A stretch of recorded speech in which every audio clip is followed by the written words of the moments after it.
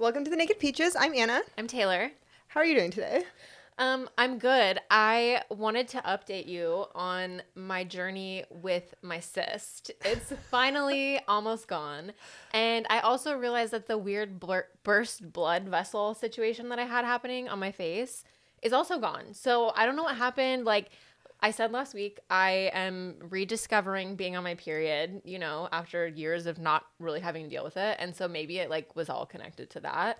I did go see the movie Are You There, God? It's Me, Margaret, and I really identified with like the little girl who's getting her period for the first time.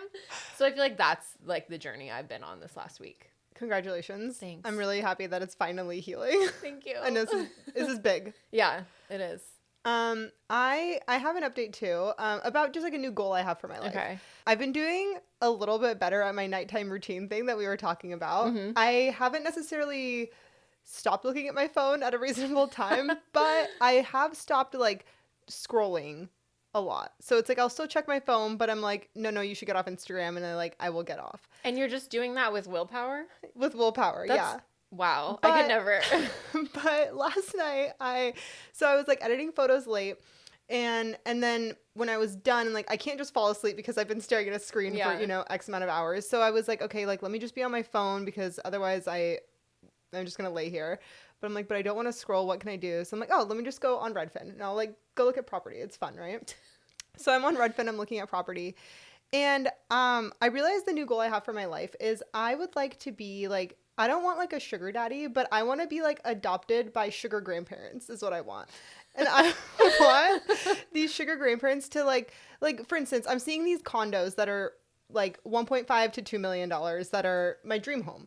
And I would just like my sugar grandparents to be like, oh, this is our condo, but like you can stay here. And then I, in exchange, will like, you know, if they get an issue with their phone, you know, and they need some help like getting into their email, or they need someone to run an errand for them, or they need some like grandchild like services. They want to come play with Sophia. They want, you know what? It's like I will provide that to them, and then they will reward me with a beautiful house. Yeah. I mean, this is what a lot of, I think, like housekeepers these relationships end up happening when you like work for like an old rich person who's childless. Yeah. You can end up like inheriting all their shit because they don't have kids. Exactly. So I want that. I want any old rich people that have nice properties that need a grandchild to contact me.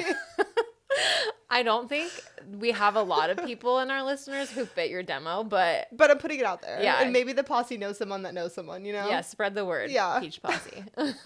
So it's my new goal. Yeah. Okay. I love that for you. Thanks. I've been doing a good job with the setting my phone down thing and like walking away from it. Good. Yeah. This might seem crazy, but I have been putting my phone on Do Not Disturb like when I make dinner, when I work out. I will leave it in like my office when I like go shower, like just when I'm walking around the house, I'm like not carrying it around with me. And when I'm running errands, I'm trying not to like check it all the time. And I feel like it's saved me a lot of time because I'm not constantly getting interrupted and being like, oh, what is this DM that I need to respond to or whatever. Although I did check my DMs the other day and I had a couple requests from sugar daddies. So maybe I can connect you. With them. But just tell them what like they have to have nice property. Yeah, like, you have to have nice property. Yeah, that they're letting me and my family move into. Okay, I actually want to know those guys who DM you on Instagram. They're like, I'm looking for a sugar baby to give $3,000 a week. Like, it's not real, right? Like, there's a part of me that's like, oh, maybe I should just do it, but it's got to be fake. It's fake. Like, they would be on like the real sugar baby websites. No, what they're gonna do is they're gonna ask you for your bank account information. Oh yeah, they're scamming, and then they're gonna steal your money. Of course, yeah. Okay, I won't follow up with them. Yeah. Don't. But I've also been setting my phone just on its charger. Like as kind of like you said, like if it's something where I'm like, I'm going to go wash my face or I'm going to go do this, I'll just put it there and then I will go do my thing. And you're right. I have been getting through tasks faster as well. Wow. Look at us. Productive ass I'm really bitches. proud of us. Okay. We're proud of ourselves. Let's bring on our guest. Welcome, Ann. Hello. We're so excited to have you on. Oh my God. I know. I'm excited. I mean, I'm scared. Whenever I do a podcast, I end up just it's like a blackout, you know? I just like don't understand what I'm saying, but I just say it. That's how Same. you know you did it right, though. Because it feels like I'm just like sharing with my girls, you Yeah. know? And then it's like, oh, people listen. Like, I don't know how many listeners you have, but sorry. The posse will love you. Yeah. Is that what we're called? The posse? Yeah, the peach Peach Posse. Yeah. And we also black out every episode. Like, we have no idea what we talk about by the time we finish. Yeah. I've told some crazy stories about people we know on this podcast. I love and that. I just have to like accept that like they may hear about it, but that's not our true audience. Every person I talk about, I just am under the impression that they're either like no longer with us or in prison or don't listen to podcasts. Yeah, they're like so deep in some addiction that they're like they don't even There's something. know how to work podcasts right now. Yeah, I don't know what they're doing, but they're doing something. Yeah. Okay, so just to like give a little introduction to Ann. Ann is, how do we even describe Ann? Ann is the queen of Portland drag scene, LA drag scene, was a drag booking person for a long time. Big in the sober scene as well. I don't know what that means. It just means I actually stayed sober. She stayed sober, and so because of that, she's a big deal. No, I feel like everybody knows you in like every circle, like all these circles, like in the drag circle, people know you. In the sobriety world, people know you. Like you're a girl about town, you know? I think I'm just, I like to imagine myself as someone who's friendly. You know, I think that's kind of what it is. You know, it's just like I'm like extroverted. I don't necessarily like talking to everybody, but I do. Mm-hmm. I'm just not shy. Yeah. You know? Are you working right now? Yeah, I am. What are you doing? Well, so I've left drag. That is no longer the career. Well, I wasn't a drag performer, but I have left booking and assisting and all that, touring. I've left that, and now I'm a bartender. And I love it. I love that for What you. is it like being a sober bartender? I don't know. Like I do not have the obsession to drink anymore. So it's like I always say the reason I like bartending is because I'm in control. Like I control the fate about whether or not someone gets to continue drinking, and I am in control about whether or not they have a good time. So it's kind of like fun. It's like the only way I really get to be a control freak anymore because it's like I can't really be a control freak anymore. You're like their dom. Sort of. Drinking yeah. dumb. Well, it's like if you behave badly and you treat me like shit, like I don't have to serve you. And I love that power. Yeah. Yeah. Do you feel like it triggers like your codependent side a little bit to be like, this person needs help? Like, no, not at all. I am not interested in like helping people who are not interested in helping themselves. Right. So if you're like an active alcoholic or something, or like someone who drinks a lot and you choose to live like that in my bar, then it's like, that's none of my business. You know what I mean? Like if you need help getting home, or if like eventually you reach out for help, like I'm available. When people find out that I don't drink at the bar, that's the most annoying part. They're always like, yeah, well, I don't drink that much. Yes. they're like, I just drink like this time, or I only drink beer, and I'm just like, I'm like, great, good. I'm like, good for you. Like, I literally don't care. Like, I don't care. I like, in fact, don't want to know. When you tell people that you're sober, like everyone has to tell you some sort of story about themselves and their relationship to alcohol. They have to tell you about their habits and why they are not an alcoholic. Yeah. It is just like, and they're like, I don't really do drugs. I just do cocaine on the weekends. And I'm like, okay, cool. Like, I don't care. First of all, like, I'm not anti-drinking. I am not anti-drugs at all. I think drinking and drugs are fun. Yeah. But I just can't do them. Yeah. It's just like, I'm anti-drinking for me. yeah, like, I don't care that you drink. You know, it's like, you don't have to justify. I mean, when I was newly sober, it was different because people were like scared to drink around you. You know what I mean? Like, people are always like scared to do this or that around me. But like, people are like, is it okay if I have a glass of wine? I was like, first of all, I'm a bartender. So yeah, I literally don't care. And second of all, like, you don't have to act differently around me because I don't drink. Like, this is just like a part of me now. It's not like this new scary thing where I'm like triggered, you know? I hate the word triggered. It's literally my least favorite word. Do you get annoyed though with the drunk people? I think everyone gets annoyed with drunk people. Yeah. I don't think that like my not drinking makes it any like more annoying. Honestly, I just think it's sad. And like kind of embarrassing. Like when people act crazy, I'm just like, oh, that sucks, dude. Like, that really sucks. But you'd be surprised. Like there are definitely like handfuls of people who come to bars who are like too drunk. But like it is illegal for me to overserve someone. You know what I mean? Like, I know what the cutting off point is. Like, if I think you're too drunk, like, I'm not serving you. It happens for sure, especially like on weekends and stuff. But like, there is a cutting off point. So it's just like part of the job. Mm-hmm. Okay. So I don't want to like make the whole episode about sobriety, but we haven't had a guest who's been in recovery who's really talked about their recovery yet. So I feel like we should just like do a little, you know, a little story time. I'm really open about it. Yeah. I think that like everyone is entitled to their own like autonomy, right? Like everyone gets to be autonomous about what they're willing and not willing to share about their lives. But for me personally, like I don't get to hide it, you know, like it would hinder me if I wasn't vocal about it, because I don't know, it's like anything, like, and if you've ever been to therapy, you know, they're always like when you keep your secrets, like, you know, like your secrets make you sick, right? Like secrets make you sick. And like the whole idea is like, for me, it's like if I don't talk about it, like nobody will know. Yeah. And then if you kind of have an out if you don't talk about it, because then you have people who don't know that it would be a problem if you drank. Right. Like everyone in my life, like whether we're close or not, knows that if I'm drinking, something's wrong. Yeah. And so Can you imagine how people would react? Like, I want protection. You know what I mean? Like I don't want to drink. So I want people to react if I'm drinking, you know, or whatever. I don't have secrets. I don't have shame. You know what I mean? Like I don't experience shame.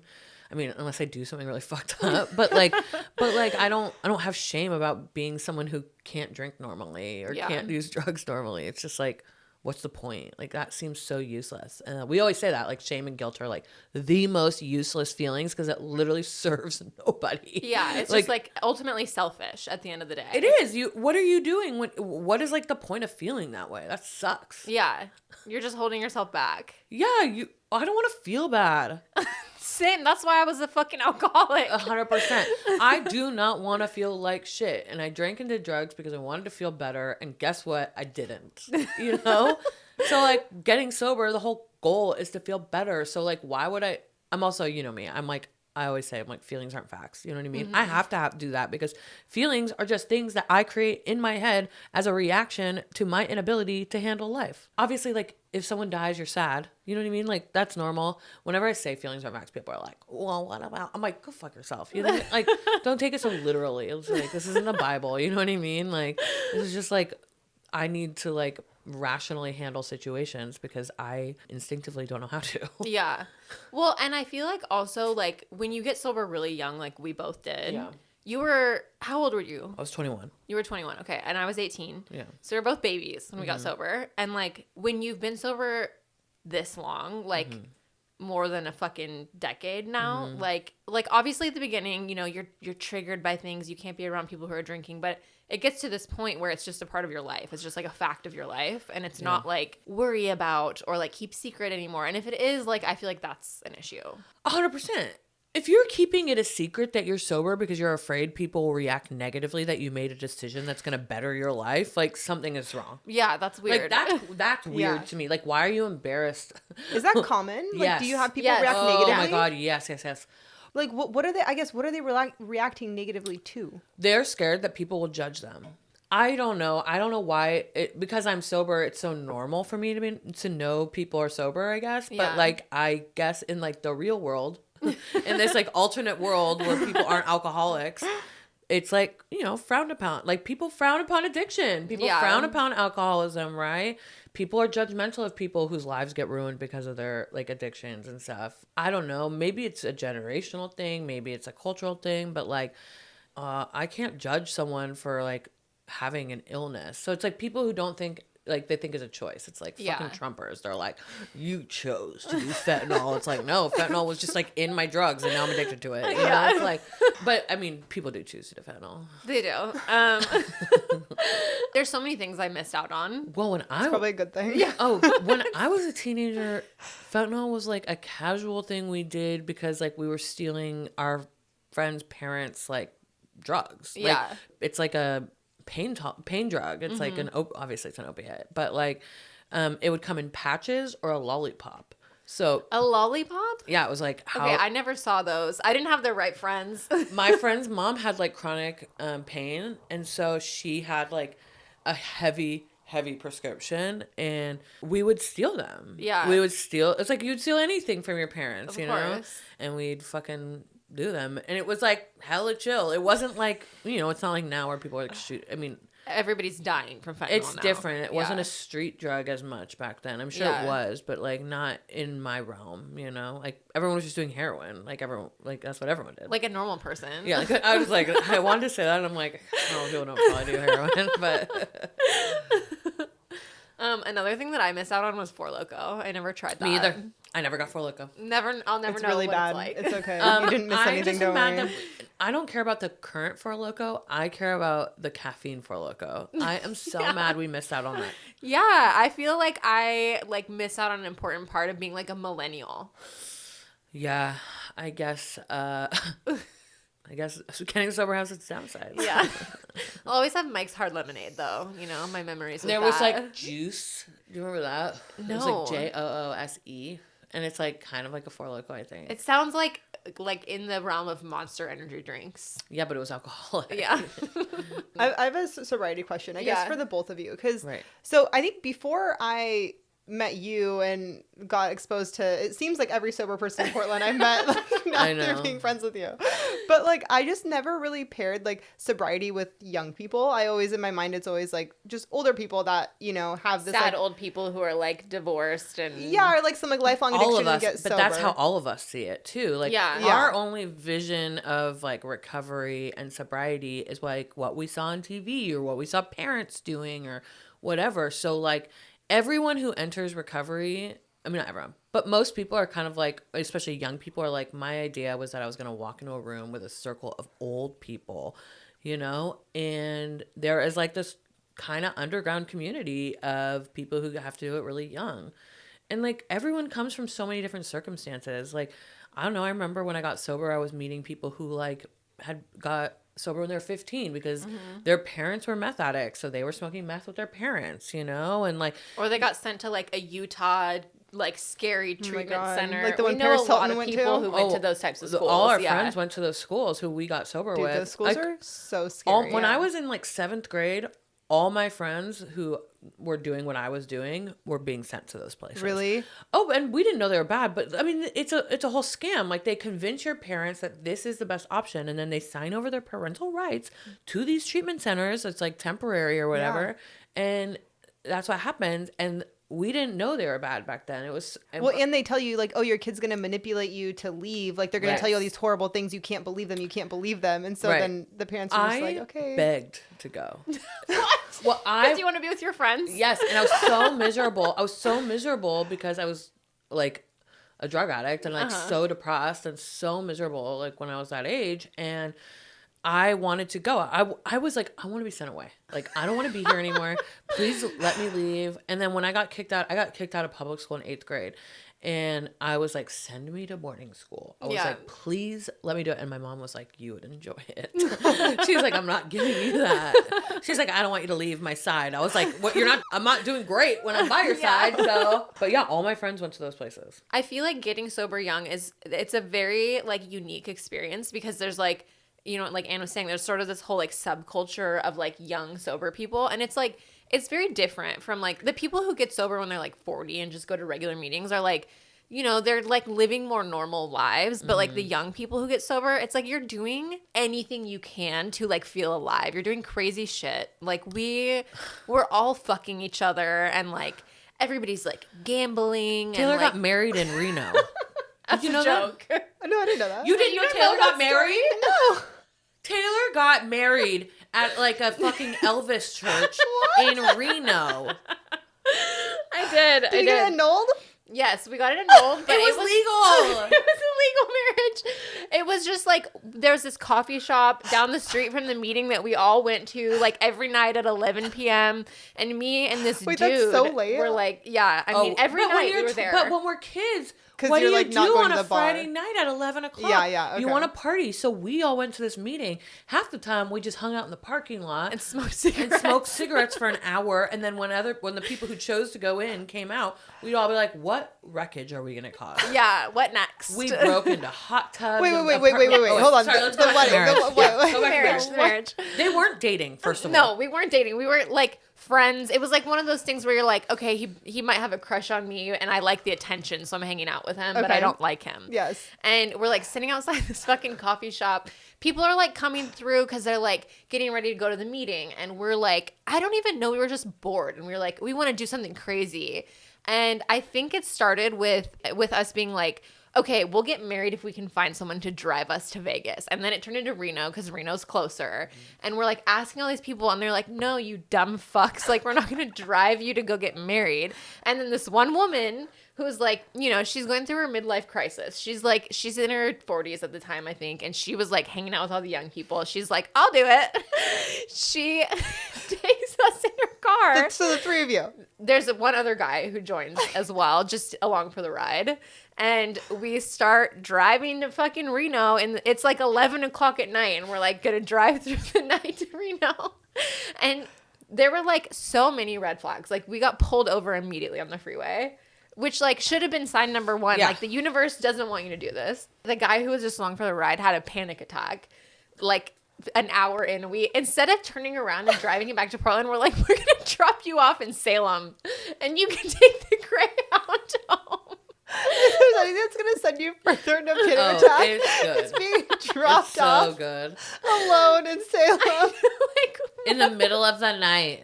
Like, we're lucky he didn't relapse that night at the fucking Greyhound bus station in Salem. Like, what were we doing? Listen, when you're that age, anything goes. Yeah, and we're just and you're sober, you're like, just don't care. You're like, it's fine. It's like you can do anything as long as you stay sober. That's like how you rationalize it. Everything. Okay, you so drop him off. We drop him off in Salem. We continue on, just pounding rock stars, eating sour Skittles, like just, oh my God, that reminds me. We used to play this game called Best Friends. I invented that game, first of all. Oh, me and my roommates. That game it's like evil. It's like just dare. Like truth or dare with no truth. You're just, and if you don't do the dare, you have to leave. You cannot stay in the game. Like, there are hard rules because it's like not fair. You know when someone's playing truth or dare and they're sitting there at the circle and they're like, I don't want to, and it's like, well, fucking leave. Yeah, you're ruining everyone's good time. Like, what are the types of dares you would? Well, I snorted a line of sour Skittles dust. That was why I just thought of that. Oh, I've like had to like put like chewed up carrots in my mouth and eat, like swallow it. This is distracting because there's so many stories we could tell you. I know. But one time, I don't know if you were there, we had to put flour on our friend's asshole, and he has quite a hairy asshole, so we always like talked about it. We called it his tarantula, and he had to fart the flour into our friend's face. I wasn't there for that one. It was good. It was disgusting, but were you so there good. for the time that same friend had someone put an ox cord in his dick hole? Yes, I do. Sounding. I sure remember that. Can't forget, in fact. Burned into your mind forever. So you're eating the Skittles. And okay, eating Skittles, drinking Rockstar, just driving through, like, middle of nowhere to get to Reno. And, like, I don't even remember what happened on the drive. Like, it's all a blur. But we just, like, drove straight there. We did not stop. Like, it's like a 14-hour drive. I was going to say, that's a really far... Yeah. Oh, it's not close. Yeah. And we, like, made it to Reno, and it's, like, a fever dream when I think about it. Like, we just, like, we found a chapel. We, like, went through the whole thing. They, like, drove us in a limo. It's, like, $100, and you get, like, a limo, someone to marry you, like, photos, and, like, whole thing. And we, like, went through it all, and they give you the option to make it just ceremonial, not legal. And we were like, well, we came all the way here. We might as well make it legal, right? Oh, dumbest decision of my life. Oh my God. So we like signed the papers to make it legal. And then afterwards we're sort of like, what have we done? And I'm like texting people, letting them know that we did it. Like, haha, this is so funny. And people are texting me like, what the fuck have you done? Like, this is so stupid. Like, nobody thinks it's funny at this point. And like, I think it's hilarious. we're driving back and I'm just like, kind of like thinking about it, and I'm like, that was really stupid, but like I have to just go along with it now because we did it. And like it's sort of just like, you know, it's like this crazy story. It's something we did. I think we're just gonna move on after this, you know, whatever. And then my new husband starts showing up at my house in the middle of the night. I had an apartment with a call box, so he's like buzzing me all the time. And like eventually I just start letting him in because I'm like, I don't know what to fucking do. Like, this is my husband. I guess I'm going to let him in the house. And he's like coming up to my apartment. Of course, he like still lived with his parents. So he was like having these problems with his dad. And he like needed to come over to get away from his dad. And like, eventually, somehow he weasels his way into my bed because I'm letting him into my house in the middle of the night. And of course, that's what's going to happen. The finale of this whole my first husband saga is that, like, after we hooked up, I was like, this has gone too far. Like, I'm super ashamed of myself for fucking this guy that I, like, never even liked in the first place. Right. And, like, I need to, like, get this marriage annulled. And then he fucking ghosts me when I try to start getting it annulled. Like, he is nowhere to be found. I can't get a hold of him. He stops showing up. And so I had to, like, have this, like, group of guys from AA track him down and, like, force him to sign the annulment papers. My friend's boyfriend basically rounded up these guys from this. They go to a meeting called Knuckleheads, if that gives you any idea, like, what type of guys they are. And they track him down and, like, force him to sign it, like the mafia or something. Oh, my God. But it's annulled now, and, you know. How long were you guys married for? I think a couple months. Wow. I have never heard that story. I believe our wedding date was September 11th, but I don't know for sure. This was, like, before I even had an iPhone, so I can't even, like, look at my iCloud pictures, you know? Like, there's disposable camera pictures somewhere, but I have no idea where the fuck they are. I would love for you to find those photos. I will search. Okay. Yeah. Sorry, we got really sidetracked by the wedding story. I'm glad that we know. I'm glad that everyone knows. Yeah, now you guys know the truth. Colin is my second husband. It's much better the second time around. Yeah. Second marriage, way better. What they always say. So that's the kind of stuff you do when you get sober young. You know, you're just fucking stupid. It's like, it's almost like because you don't have drugs, you can get into, like, more mischief. When you're young and you're drinking and stuff, you're always, like, scared to get caught because you're, like, drinking illegally or doing drugs. When you're sober, you're not scared of getting caught because you're like, I'm sober. You know, it's like, I don't have drugs on me. I don't have booze on me. Search my car. Go for it. It's like, so you're not, like, there's a whole level of fear that is gone. Yeah. Because when you're, like, in high school and you're going to parties, like, your number one fear is that the cops are going to get called. Mm-hmm. But if you're sober, you're like... You're like, I'm going to run these streets and I don't give a fuck. Yeah, like, come at me, cops. Like, who fucking cares, you know? So it's like, you kind of, like, you let loose, you know? What was, like, the craziest thing you feel like you did in early sobriety? I think it was probably just, like, my sexual escapades. Yeah. I really let loose. Yeah. You were fucking everyone all the time, right? I mean, we all were. Yeah, I was. Yeah. I'm with a lot of people, yeah. And strangers. You know, like, that's also part of it is I would go to, like, I was 21 for a month and a half when I got sober. So I never really, like, was in bars. Yeah. You know? And so I'm the kind of person who's really lucky where it's like when I quit, I was like, I'm done, you know? And so I would go to bars all the time and I'd pick up dudes in bars. And, like, who were drunk. Drunk dudes. Oh, yeah. Drunk dudes in bars. And now I'm aware that that is, like, not ethical. Like, it's not ethical to, like, fuck drunk people if you're not drunk, you know? Or, but back then, I just had no shame, you know? I was just like, whatever. And I was just doing as much as I could, as often as I could. Because it's like, I don't know, like, before you have, like, a spiritual awakening or anything as, like, someone who's in recovery, it's like, before you have that experience, it's like, you just replace alcohol and drugs with anything. Yeah. You know, like, especially when you're that young, because you kind of, like, are still living a life as, like, a young adult, even though you, like, kind of are being forced to grow up. And you, like, don't really know who you are or what you like yet, so you're just, like... It's like you have this hall pass to just kind of do whatever. And fucking thank God. You know what I mean? Because I got to make all my mistakes as a sober person. Like, I mean, not that I didn't, like, make mistakes when I was drinking, but we were so young when we quit that, like, we really, like, we just were a part of this subculture that just, like, we had so many opportunities to all be together. And, like, we would travel the country to go all to these, like, conventions for young people who are sober. Yeah. We used to go all over and, like, go to these conventions where, like, during the day there was, like, recovery-based stuff.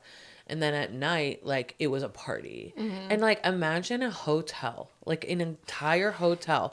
Every room is booked, or, like, 90% of the hotel is booked with young sober people, like, from the ages of, like, 15 to, you know, whatever. And we just, like, fucked and partied all night. But partying is, like, shotgunning Red Bulls and then, like, playing Truth or Dare, which is, like, playing best friends. Playing best friends. Like, it all seems lame now, but, like, when we were doing it, we were having the time of our lives. It was so fun. And, like, I feel like we have such a unique bond with all of those people because it's, like, where else would we have ever had that experience, you know? Like, we were all having this shared experience of being, like, young people sober together. I think the scariest thing in life, I think, like, most people's fear is being alone, you know? And I think when you get sober, it's a really lonely experience initially because you're kind of like, you feel different, you know? You're like, fuck, like, I am different now. And I kind of have to do this thing. Like, my life is, like, not okay. So then when you get sober, you're like, oh, you feel alone. And then when you walk into a room, like what we did, and there was people there who are our age and, like, who are hot or who are fun or who are cool or smart. Like, there's so many different people. You're just kind of like, I guess I could fucking do this. And, like, we were so, like, inviting to people, you know? It's like, oh, like, what are you doing now? Come with us. Like, you just fucking did what everyone was doing. Yeah, come break into this hot tub in the West Hills with us. Literally. And, like... Yeah. I mean, I almost feel like, I feel bad for people who get sober when they have to live a more responsible life. Like, if you have kids and a 9 to 5 and shit. I was unemployable. Absolutely no one would have hired me. So I had all this free time. Yeah. It's like, we just got to, like, hang out all the time. Like, I worked at Safeway, you know? I didn't have a lot of responsibilities. Yeah.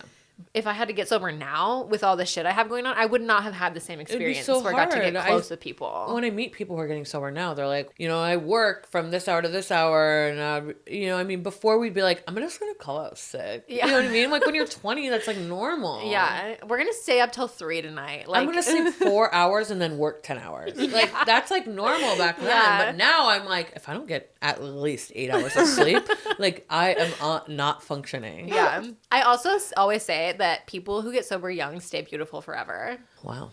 I think it's true. Like, if you go to, like, a speaker meeting and there's someone who's got, like, 40 years up there, they'd never look their age. Yeah, no, I think it's true. I think, not that we don't treat our bodies well. Like, we're all just, like, chain smoking, like, at least a pack a day at that age. Yeah. And then we're all, like, just drinking caffeine all day. Like, I don't think I drink water. No. And no one was drinking soda water back then. It wasn't a thing back then. LaCroix hadn't been invented. No. And so, like, we just, all we did was drink fucking Red Bull. Yeah. Honestly, that sounds so awful. Like, just Red Bull and no water, I feel like I'd be cigarettes. Like a shriveled raisin. Like, just from dehydration, you know? But, like, when you're that young, though, it's not that weird. Yeah. And you're used to being, like, drunk or on drugs all the time. Like, you feel healthy in comparison to how you had been living. 100%. And we're, like, eating. Like, after all our meetings, we'd always go eat or da-da-da. Like, I mean, it is truly the easier, softer way than what we were doing before. Yeah, for sure.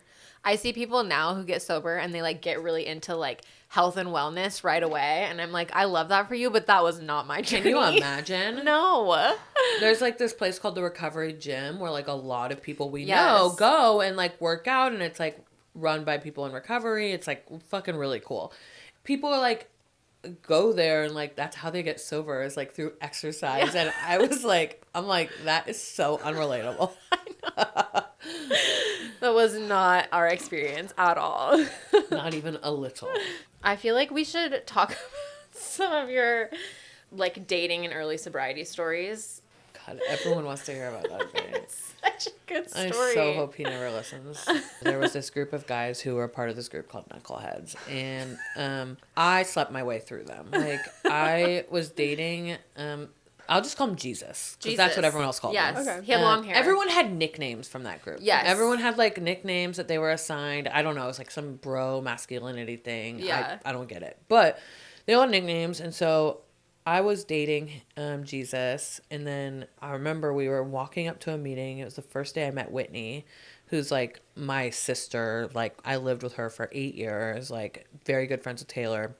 We were walking up, it was the parking lot, and Jesus, like, we walked up, and he was like, oh, this is Dog Bite, and this is this other person whose name I'm not going to say. He doesn't have a nickname. And that person was like, oh, I'm going to fuck you. I was like, excuse me? I was like, this is my boyfriend. And he was like, no, one day I will. And I was like, okay, like, whatever, dude. And then Dog Bite was there, and he was very charming, and all these guys, you know, when you're newly sober, anyone who has more time than you just seems like a rock star. Yes. They are just the ones. You're just like, oh my God, I can't believe you stayed sober so long. Yeah. Which is, I mean, not wrong, but it's like, So anyways, Dog Bite was best friends with my with Jesus, and Jesus hit me, and that's why I left him. And at a Blazers game. At the game, he hit you? We were walking in like the hallway. I know. And That's like my hitting you God. in your own house. That is my house, literally.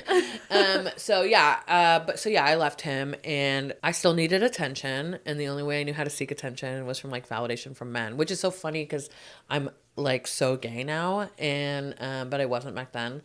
I don't really remember how it started or anything, but we started sleeping together, and I'm a codependent in like a different way, which is like I just want to take care of people. I don't necessarily want to spend all my time with you, but I just want to take care of you. And he had a kid with a girl who was not sober, so he had full custody. And this kid was like 2 years old. So I was like, I'm mommy. Cutest kid ever, by the way. So fucking cute. He's so cute. And so he was living in these like apartments that are through this like recovery place here. And they're like tiny apartments. It's like a 10 by 10 apartment with 2 twin beds, one for him and one for his kid. And like we used to fuck in his bed with his kid like 2 feet away from us. Asleep, I'm hoping. Asleep in the other bed. Yeah. Was he sober the whole time you guys were together? No. No, of course not. Did you know that? Yes. Okay.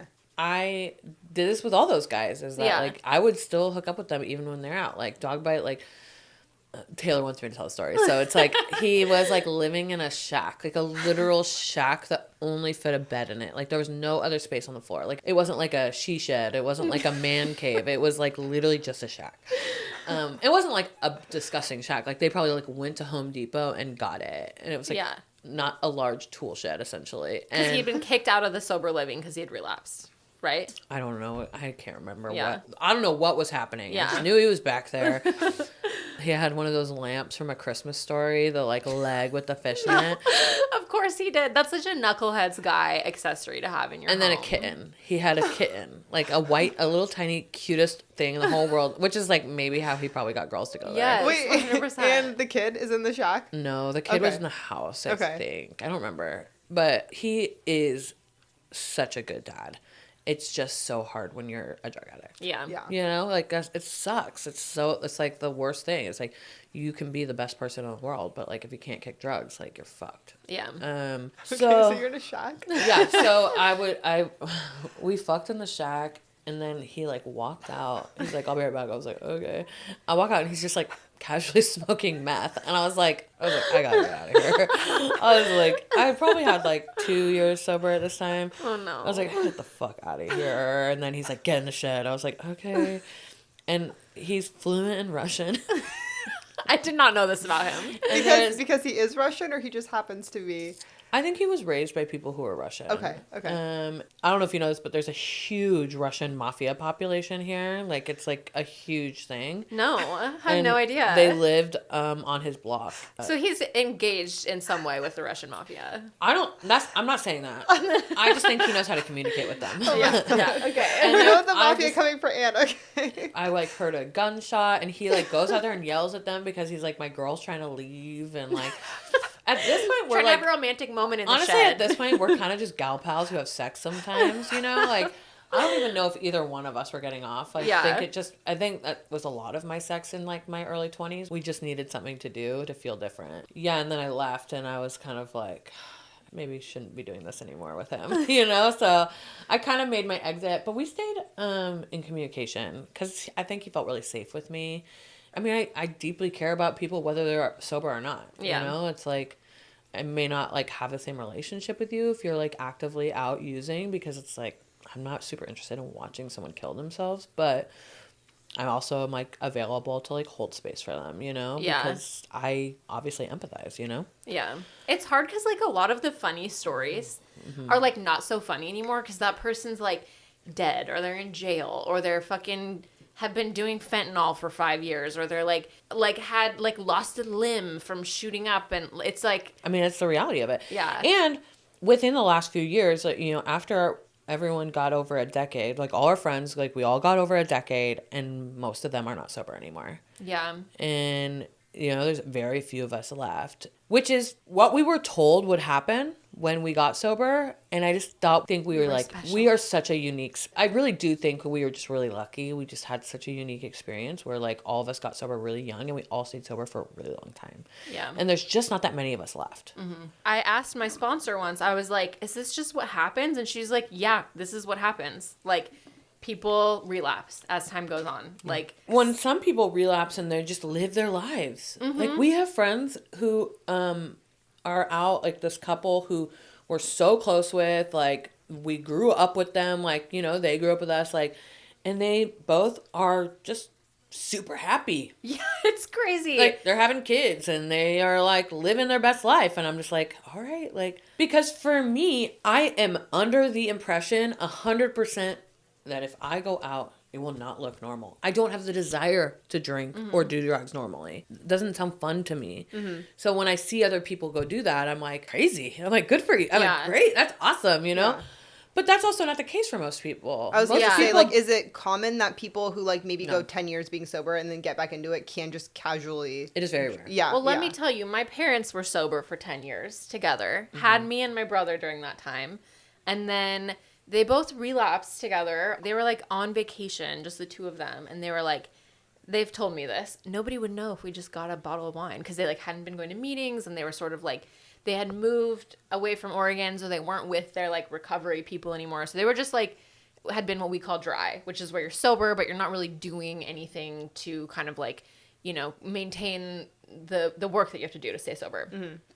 And so they like get this bottle of wine, and it's like, I think it was like fine that night, but it just sort of like from there, it was like a slow burn of like, you know, 6 more years before they both became like full blown in their addiction again. And like, it was like started with a bottle of wine and ended with my dad having a pill addiction and my mom having a meth addiction, you know, and them being divorced. And like, thankfully they're both doing great now. But like, that is like my biggest fear is like, it's so quick. There are so many things that happen to people in general. And I think when you're a person who's a part of a sober recovery community, like we are, I think we just see both ends. We just see we see the extremes of both. We see people who go on to like live like beautiful lives, like, and then you see like the opposites, right? Which is like death. Yeah. And we used to be friends with someone who's literally in prison, and like people who are like on the streets or whatever, you know, like it's just like we've seen everything. Like I don't even know how many times I've visited people in prison. You know, I don't think most people have that experience in life. You know, I know they don't, because you see it in the way people vote. You see it in the way people treat people. I feel really lucky that we've gotten to have such an interesting life. Yeah. I don't know how else to put it. Yeah, and be exposed to so many different perspectives. Like, if I hadn't been in AA, I never would have, you know, met people who had been sex workers when they were 16, you know, and like gotten to see all of these different things that can happen to you in life, you know, depending on your circumstances. And like, for me, made me realize that I was really fortunate with a lot of the circumstances that I grew up with. Like, even though it sucked being an alcoholic and it sucked having to get sober young, like, I met all these people who, like, had been in foster care or had, like, had to, like, work the streets when they were really young or whatever. And I realized, like, wow, I've had a really easy life in a lot of ways. And, like, it's made me able to be more appreciative of what I have, I think. Yeah, and it also just shows, like, it makes you feel good. You know what I mean? Like, I wasn't raised in like a home where I got a lot of like appreciation, you know, where I wasn't being cheered on. I wasn't really being rooted for, you know what I mean? Like, my mom was working full time. It's just like the reality, you know? And there's something to really powerful about being able to be proud of yourself without like the help of others, you know? Or maybe without like the encouragement of others. And like, I like did something really hard. We did something really fucking hard, and we did it on our own. I mean, like, on our own, as though it's like you have to, it's a decision. You know what I mean? Like, it's not like magic. It's not like all of a sudden, like, I'm just sober now. Like, that's it. You know, it's not. I mean, you have to work at it. Like, people can't just make you sober. Like, right. And also, it's like people always think, like, oh, well, you must not have been an alcoholic if you can stay sober. It's like, no, I fucking have, like, worked really hard. So to be able to be proud of yourself is, like, a huge thing, you know? And it's like, I just don't think it's that common that people can say that they like are happy with what they've done. Yeah. And like, it puts you in a position to kind of continue working on yourself for the rest of your life. Yeah, I mean, once you know that you can accomplish something that most people can't, it makes it easier to accomplish things that are like less intense. Yeah. Like, there's not a lot of things that are harder than getting sober. Yeah. There just isn't. Yeah. And of course, there are hard things that happen when you're sober. And like, the real test is like, can you continue to stay sober through those hard things? Yeah. So far, I've been able to, you know, so far you've been able to, like, Yeah. like the normal thing to do when people die or you go through a breakup or you're like, whatever, is to drink. To get fucked up and everyone does it. It's so normal and there's absolutely nothing wrong with it. But people like us, like, don't get to, we just can't. It's just not like, we can't do it normally. Yeah. It's just not possible. And if you do, then a lot of the time you end up fucking ruining your entire life. So, okay, you mentioned something that I want to talk about more. You said that you've, like, sort of found your true self and been able to, like, you know, like, you realize you're gay. Can you tell us about that? Yeah. Tell us about that journey. Your journey to being gay. My journey to be gay. You know, it's interesting. Like, my mom is gay. I have grown up in the queer community, which is a very unique experience. You know, it's just not that, it wasn't that normal back then, you know? And so I have been surrounded by it and like in love and acceptance of queerness my whole life. We're like socially raised to be straight, right? Like everyone else around me was straight, but like, the only thing that was normal to me as a kid was being gay. And so, you know, I think like when we're younger, we all experiment sexually and stuff. And I like had a lesbian sex club when I was like in 4th grade. And like, lesbian sex club in 4th grade. Now I believe it's fucked up because I like forced all my girlfriends to have sex with me. But like back then, it didn't seem that abnormal because everyone's experimenting and showing their bodies. But in 4th grade? Well, I also was like, I started drinking when I was 10. You know, it's like I was I grew up really independently. I rode the bus by myself at 10, like the city bus. I grew up downtown. Like, it was a different time, you know? And and so it's just like, you know, all my first experiences were with women because it just was what was normal to me. As I got older, though, like, I deeply, deeply resented my mom, you know? I would say I hate her, you know? Because of the circumstance of, like, being a young alcoholic, I just was really angry. I was so angry. And not that I didn't have things to be angry about, but, like, I think subconsciously what happened is that I so deeply didn't want to be like my mom that I, like, repressed everything, you know? And I just was convinced that I wasn't gay. And it's not that I even necessarily thought I was and was like hiding it or anything. I just rejected even the idea. I was just like, I'm straight. You know? And what's funny is that I just like think about when I was a teenager, I was super overly sexualized for many different reasons and like deeply traumatic reasons. But like, you know, I was like on AIM and I was like having internet sex with strangers, you know what I mean? Like at a really young age and lying about my like who I was and and like just was doing all sorts of really like, I don't know if they're unusual behavior, but I was just doing a lot of stuff that our generation did. And with it, like so much exposure, you know, and I think like I deeply desired the attention of men. And I think a lot of that has to do with like, I didn't grow up around a lot of men. I didn't have a dad. And like, you know, it was just normalized to me. It's so fucking easy. It's so easy. I didn't lose my virginity technically until I was 20. I was like giving BJs and like I was hooking up with dudes and like whatever, but I didn't have like real P and V until I was 20. Damn. Well, on my own accord. I lived in an apartment and he worked at the diner, Stepping Stone. Oh my God. And I was iconic. The drug dealer. I lived around the corner. I was the drug dealer for like all these young dudes. We would fool around in the bathroom. He'd come to my apartment. Like he had a girlfriend he'd been with long term. Classic. We were addicted to drugs. We were snorting morphine, which is like really crazy. Snorting morphine is like the weirdest. I'm just like, I think about it. I'm like, that is a weird thing to do. I don't know anything about morphine, but do you not normally snort it? Is it? I mean, it's a pill. I mean, you can get it in a pill form. but it's just like not that common. Like everyone just does like heroin or like well, and I feel like Oxy. snorting any type of pill is like, it's just such a like alcoholic thing to do because you're like, it's gonna hit me faster, I gotta snort it. Yeah, you like, know? I want to go straight in my brain. Yeah. Okay. But yeah, so we would get really high and hook up, and then one day, and he knew I was a virgin, and then one day I was like, I'm ready, let's do it. And I was like fucked. I was so fucked up. I was doing a lot of Molly and like, yeah, so I was like, all right, like let's do it. And so I while we were fucking, he goes, I can't do this. I'm literally sitting on top of his dick, and he is like, I can't do this. And I was like, what do you mean? He's like, my girlfriend, I can't cheat on her. I was like, I've been sucking your dick for a year. You're literally inside me. You have been going down on me for a year. Like we have basically been fucking for like a year. Yeah, you've like, already cheated. It's like it's a done deal. This is over. Like you've cheated. And he was like, I just can't. I was like, whatever, like fuck you. You know what I mean? Oh so like that was how I lost my virginity. That was your first time? That is God, that's traumatizing. But once you unlock, like, because there was fear. I had a lot of fear of rejection. Yeah. I hated my body. I hated myself. You know, I was like a miserable, miserable drug addict. But once that leash was unlocked, I was off. Like, I was fucking everything. Yeah. Once I knew that I could have sex that was unemotional, because it was my first time fucking, and it was unemotional because of what he did while it was happening.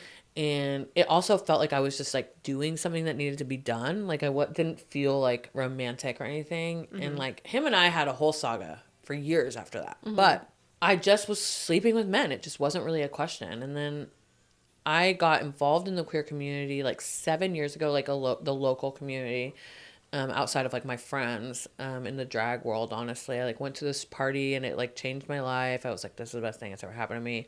And I like went up to the person who threw it and I was like, I don't know what you're doing, but I want to do it. And then like that day he was like, do you know how to count money? I was like, what do you mean? I was like, he's like, were you going to steal from me? I was like, no. And he's like, you're working the door. He like fired his boyfriend and was like, get out of here. And I like went and worked the door, and like that's how I started doing parties. And that's just like that, you were like in the drag community basically.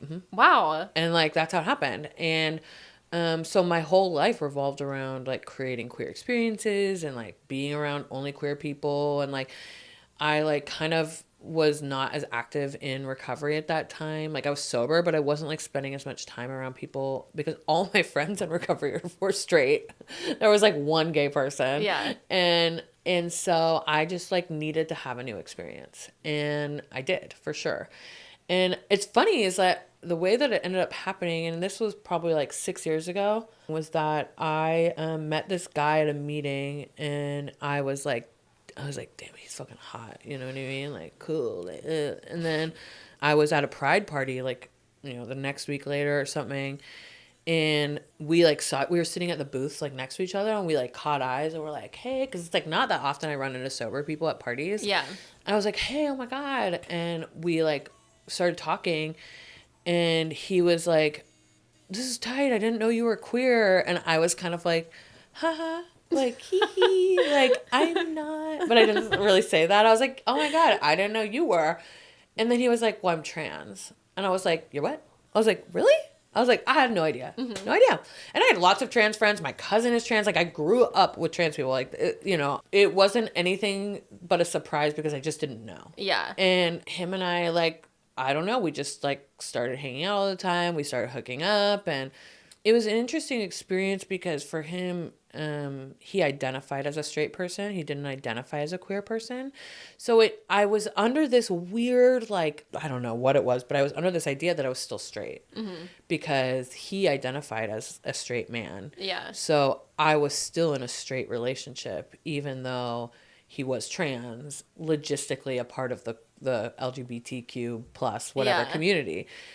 But I feel like at that point, it's like, it doesn't even matter, you know? But there's some people, everyone is different. And how people identify within the community is really different. And everyone has different trauma and whatever around all of it. But because of his identification, I was still under the guise that I was straight. And I held on to it. I was like, overly like, I'm straight. Even though everyone's like, okay, like, whatever.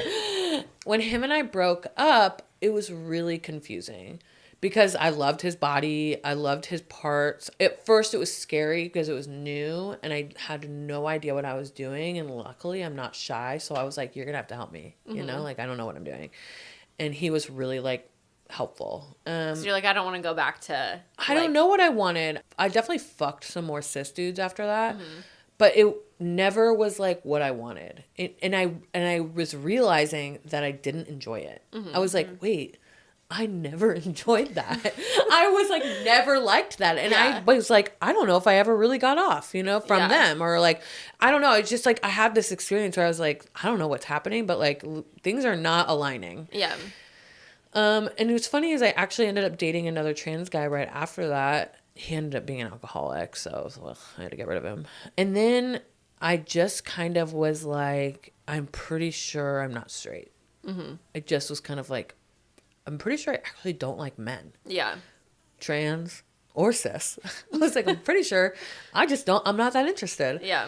And I started seeing a girl and it was fucking scary. I was so scared, not consciously, but I just was. I was in so much fear, not because of anything except that like, I just was like, I can't believe that I wasted that much time. Yeah. All of it was just a trauma response, you know what I mean? But what happened is I was like, I just enjoy women more in general. I like being friends with women. I like hanging out with women. I am interested in being emotionally vulnerable with women. My friends, my lovers, whoever. It's just how I realized that was where I felt safe. Yeah. You know? And I just realized that like there is so many things about men that I'm just not that interested in. Which is that, like, I deeply do not relate to them on almost anything. Yeah. You know, I relate on alcoholism or I relate on music or, you know what I mean? But, like, dating non-binary people and women and, you know, I just was realizing that I was just like, I'm gay. It was weird because I really, really held on to the idea. Even when I started dating that trans guy, I really held on to this idea, like, I'm straight. And it was just like inwardly, I think, just like a deep rejection of not wanting to be with my mom. But as my mom and I relationship changed, so did my identity. Yeah. I think I was less afraid of being like her, you know? Yeah. And also being gay isn't necessarily being like her, you know? No, it's like, I mean, that's just one part of each of your identities. Yeah. That's so interesting because it's like, it sounds kind of like all of the stuff you did with dudes was like about like filling this sort of hole of like, I need attention, have 100%. This wound, you know, and then like once you switched away from that, like basically realizing it wasn't actually fixing anything. Can we go back to, okay, you were talking about like being in that stage of your life and hating yourself. And I feel like in the couple times that we've hung out, to me, you seem like such this like amazing, confident, like wonderful, just like so happy with yourself type of person. So like what has that journey been like for you, I guess? Yeah, I mean, I don't hate myself anymore. Yeah. Like I don't hate myself. I live in what we like to call acceptance. I think I grew up, started getting like chubby and fat when I was like in middle school. And there weren't other people around me that looked like that. And my mom is incredibly skinny. My grandma was even skinnier. Being skinny was like a topic. It was like a value in your family. I don't know if it was being skinny, but it was masked by saying being healthy. Yeah. Workout freaks, eating small portions freaks, just really obsessive. Almond mom. I didn't take on that obsession. It didn't happen. Like I somehow don't have an eating disorder. I guess I just hated it then. I just hated the way I looked. I was told I was fat by everyone. I was bullied in school. I was like, it's this weird like dichotomy where I was like really popular, but I was getting made fun of by all the dudes. Like the women didn't care. The girls didn't care, but the dudes like had absolutely nothing better to do than to make fun of me. Yeah. And so I didn't know how to deal with it, you know? So drinking, doing drugs was a great solution, you know? Other forms of self-harm were a great solution. You know, I just did absolutely anything to not have to deal with the feelings that are associated with hating yourself. But what that meant is that like I wore sweatpants every day. You know, I did not wear like cute clothes in middle school, even in high school. You know, and I think a lot of drinking and like bad, like the like alcoholic behavior is based around self-hate. You know, it's like the only way you know how to deal with it is just to feel different. Like, how do I escape? Not feel. How do I escape this feeling? You know? And so yeah, I just and also I've had really severe like mental illness stuff my whole life, like really depressed, horrific panic attacks, debilitating panic attacks, 3 to 4 a day, like couldn't go to school a lot, like all sorts of shit. And so I'm sure the boys being fucking assholes didn't help with not wanting to go to school too. Totally. And honestly, like there is absolutely no doubt in my mind that like mental illness is genetic in my family. Absolutely everyone in my family has incredibly severe, from schizophrenia to bipolar to whatever, sociopath. Like it is intense. Unfortunately, what happened is that I got really skinny doing drugs. As soon as I graduated high school, I lost like 100 pounds in 3 months because I was so deeply addicted to drugs. That sounds so unhealthy. That is like probably such a shock on your body, 100 pounds in 3 months. I was so high, I didn't even know. Yeah. You know, like I really didn't know. I was like 19 years old. Your pants are falling off. You don't even notice because you can't feel it. I don't even know. Like I don't even remember being conscious of the fact that it happened, except for one day I realized that no one was calling me fat anymore and people wanted to fuck me. You know, and then I associated that. Being skinny meant people wanted to fuck me, which means I got attention, which means people liked me, which means that like I didn't have to hate. You weren't alone. I wasn't alone, right? Which always goes back to being alone. Yeah. So I lived as a skinny person for a couple years, you know, for probably like 3 years. And it felt amazing. I had never felt like that. I had never felt accepted, and I had never not been bullied.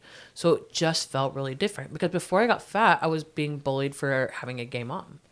And so, and that's just how I grew up. But it's funny because I always was extroverted and I always was confident.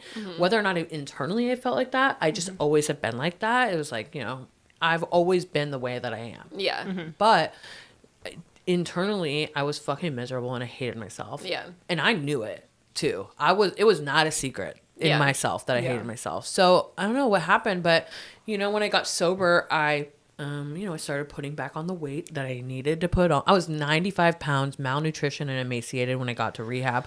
And they were like, we need to put you in the hospital. And I was like, please do anything but that. Like, just feed me. Like, I'll eat. I'm not eating on purpose. I'm doing drugs so I don't have time to eat. You know, I wasn't like actively trying to be skinny. It just was like what happened. Yeah. And so I just knew that I wasn't going to be able to stay sober or feel better if I hated myself. And I just didn't want to. I really was, part of my getting sober journey was really about never feeling the way I felt ever again. And I knew part of that was not hating myself. And so I think part of the process of recovery is like really understanding what the term of like surrender and acceptance is, right? And I just fully surrendered to the idea that I had to look a certain way to make anyone else happy, or to make myself happy. And it's like, if I don't like the way I look, then I get to change that. But if I'm unwilling to change the way I look, then I just have to accept it for what it is. And I really believe that even now. And that's what I tell people, because people are like, you're fat and you're posing naked all the time. And I'm like, yeah, and we love to see it. Right. And that's it, right? Is that like, I don't hate my body because of the way it looks. If I don't like the way my body looks, I can do something differently. I can work out. I don't work out. I fucking hate working out. I used to love it, and I just don't anymore, you know? I don't eat badly. I just, when I'm working, and like now I'm a bartender, so I am like moving all the time, I lost 60 pounds in the first 3 months that I started bartending. Like, and I haven't bartended in like 4 months. Yeah. I'm not naturally supposed to be a fat person. It's just the way it is. But the truth is, I didn't like the way my lips looked, so I started getting them plumped. You know what I mean? I didn't like the way that I wanted to look different on my skin, so I started getting tattoos. You know what I mean? People don't like being pale, so they go tanning. You know what I mean? Yeah. It's like, my fatness is the exact same thing. Fatness is exactly the same. If you don't like the way you look, you can just do something different about it.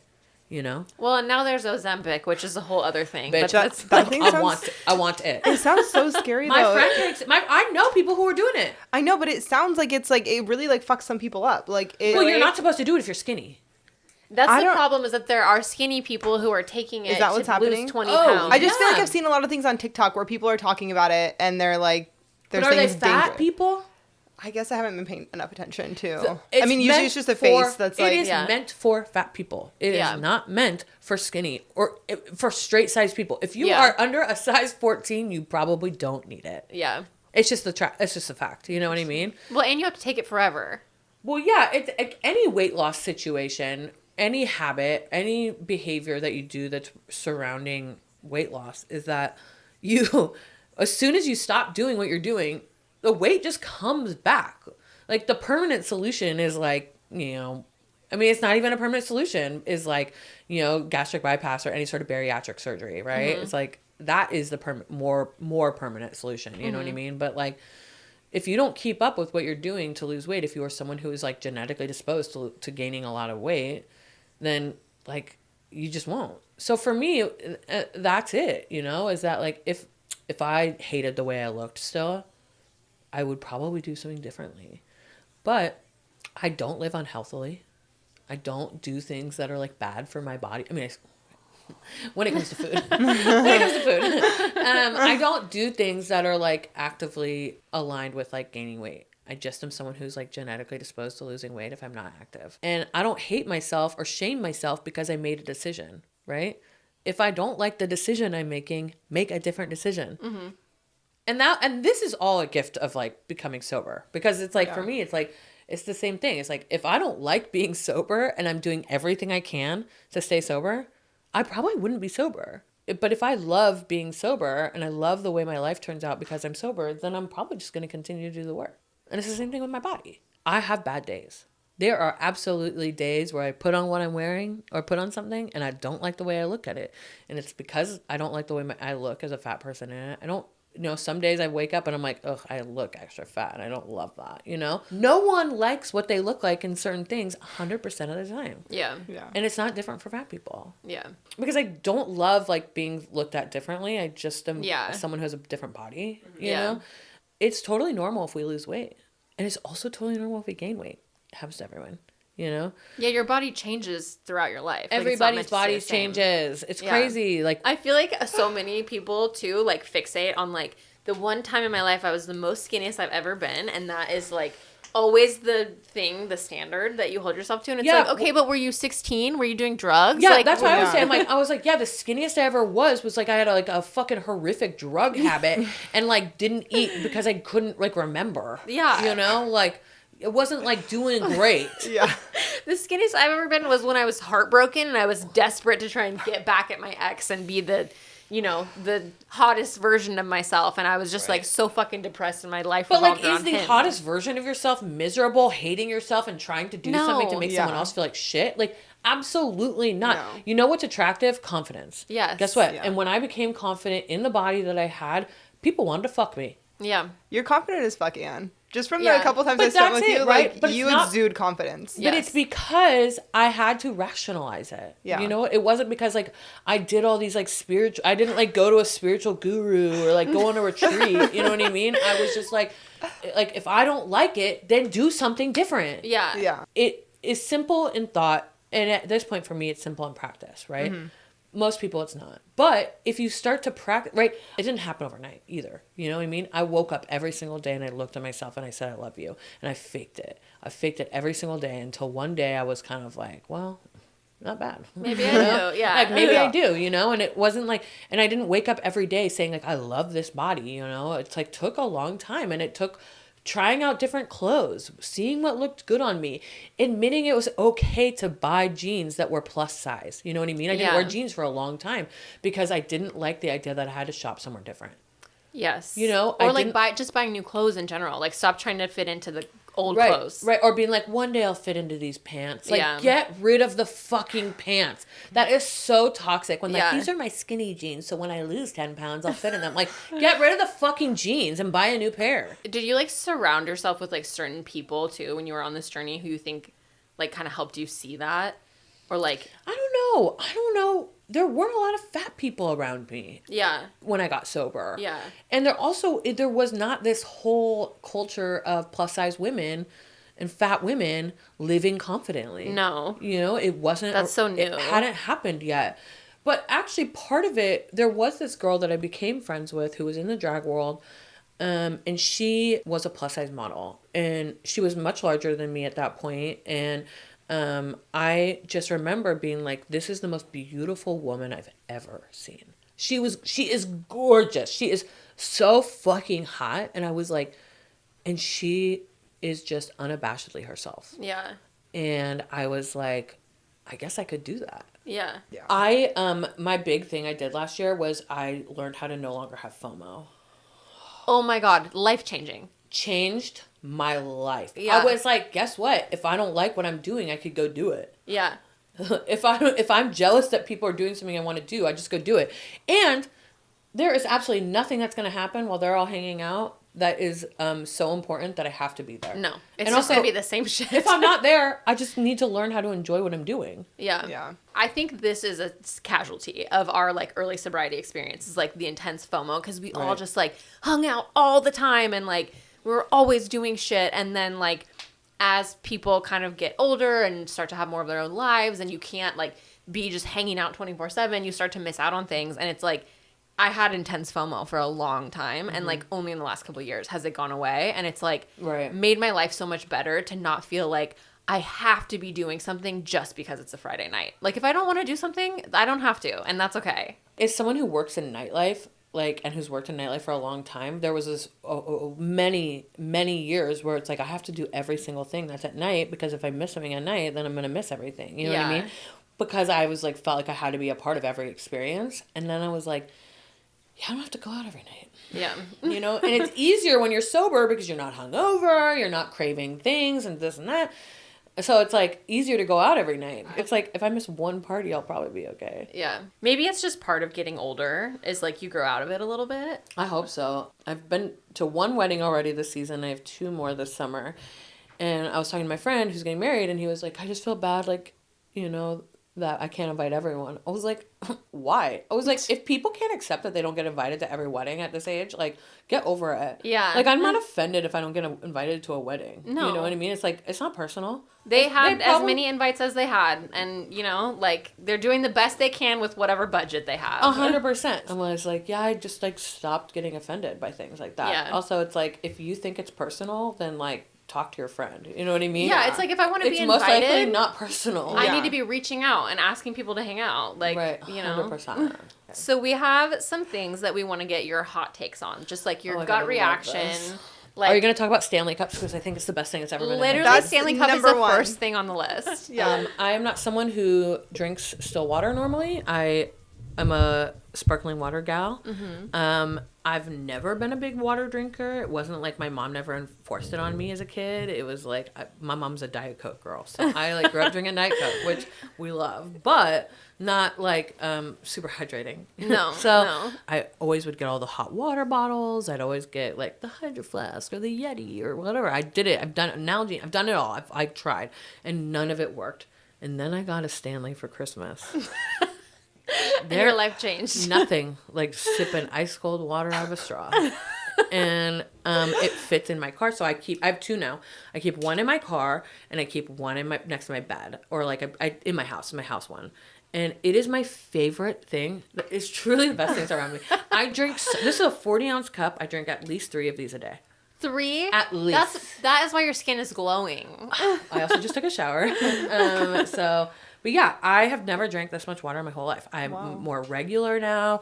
I like pee all the time, and it's not always like bright yellow. You know, it's like, because I still drink a lot of caffeine. You know, but I got my girlfriend a Stanley.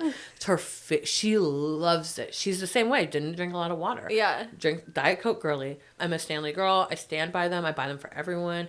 It is the way, the future, and the truth. I am a Stanley girl. The way, the future, and the truth. This is a dangerous segment because you are like, every time you talk about something you like, you influence me to buy it. So I'm gonna be like spending $500 after we get through this segment. It is $45. It is 100% worth it. I have like I cannot talk about it enough. It is my favorite now. The fact that it fits in the car in the cup holder, but I like, do so feel does like your Hydro Flask. No, it goes in. It has to go in the side compartment. You can't put it just right there. That's right, the cup holder. Yeah, it's too big. I am telling you. It's the way, the future, and the truth, okay? This one, the newer editions, I have a different older edition. First gen. I don't know what I have, but it's an older edition than this one. This is my newer one, and it is great because the straw there's a rubber stopper in it, sort of, so it doesn't fall around. So when I tip it, it pours out because this is like an open thing. Yeah. But the straw doesn't fall out, which I love. Yeah. I am not like the kind of girl who's like, let's hop on the trend. Yeah. But my mom got it for me for Christmas, and I was kind of like, oh God. And then I started drinking out of it. And you never stopped. I can't. Okay, our next hot take. Are you team Hetler or team Gaylor? What is Hetler? Do you think Taylor Swift is straight or is she gay? Oh, she's gay for sure. We know this. I think she's straight. Really? Yes, bitch. If she was gay, you don't think she'd be trying to get popularity for it and flaunting it? Okay, but you've seen all the TikToks, right? What? Like, there's so many people doing these deep dives on TikTok where they'll show, like, when she kissed Carly Kloss at the 1975 concert and, like, all this type of shit. You need to go. I know. Trust me. I'm on TikTok. No. I watch a lot of TikTok.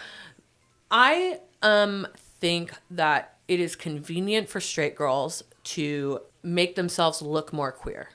Yeah, that is true. Girls love showing that they are down with us because they've kissed a girlie. Yeah. You need to go listen to Beyond the Blinds, the podcast. There's 2 episodes. One of them is about her and Diana Agron, and the other one is about her and Carly Kloss. But listen, if you ask a gay girl, we will tell you that that is a straight person. But just go listen to these. Everybody go Beyond the Blinds, get on the Patreon, pay the $5 for 1 month. Just listen to these 2 episodes. She doesn't listen to podcasts. She's I don't not listen to listen podcasts. to it. I have not even listened to podcasts I've been on. Okay, I'm going to send you some TikToks about Gaylor, and then I want your take. I'm in it. Like, I'm aware of what's going on. I know everything that's happening. I think that she's probably, like, super, like, and it's the same way that a lot of people are. It's like, they're just intimate with their girlfriends. You know what I mean? Yeah. I think she's just friends with gay people, which is just not that common for straight people. Also, I do feel like there's something to what you're saying. Like, it gets her this whole subculture of people who are talking about her potential queerness, like, and theorizing about it, and but like that is loving not her more how gay women act. That is not a gay woman. I'm sorry, it's just not. If you ask gay women their opinion, we will tell you 100% time that she is straight. If she was gay, she would be gay. Yeah. I don't even think she's bi. Like, I don't. I think You don't think she's bi? No, Wow. I think she does. She's never admitted it. Well, she's never admitted it publicly, but no, I think that Tumblr. Listen, would. I may offend people, but I think straight women are obsessed with the idea that someone could be queer, and I think that it is easy to objectify the queer community by pulling anything they can to make someone gay. Yeah.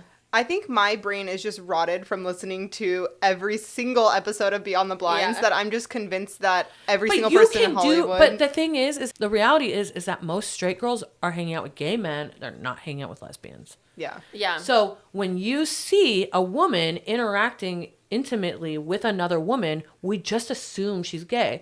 But if you're friends with gay women, you will see that is like, that's just women hanging out together. And you can hang out with a gay woman like that and not be gay. Yeah, and I will say, like, a lot of the, like queer women that I know, I feel like are more kind of intimate with each other than I'm straight intimate women. with straight women like that. Yeah. All the time. Yeah.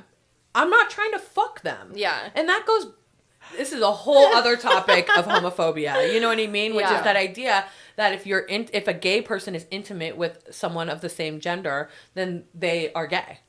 And that is so fucked up. Like, that's assuming every gay man who looks at a dick in a bathroom means they want to fuck you. Every dude is looking at each other's dicks in that bathroom. You know what I mean? And if a straight man looks at a gay man's dick in the bathroom, it doesn't make him gay. It just means he's looking at another dick. Yeah. No, I think that this is a good point. I mean, I think there is, like, we haven't had a queer person's opinion on this, and I think it's good to, like... Listen, I'm not very politically correct. I'm not, like, that's not my vibe. I just truly believe that Taylor Swift is straight. Yeah. If she was gay, she'd be fucking all these hoes and showing it off. I really believe that. Yeah. Okay, our next one is Olipop. Oh, disgusting. I hate it. I hate that shit. I don't like bitters. I don't like that kind of stuff. Okay, that was Really? the next That was question. the next Drinking one. bitters and soda water. I don't like bitters. I don't like the taste of it. I don't think it tastes good. Yeah. It tastes like echinacea. You know those echinacea drops?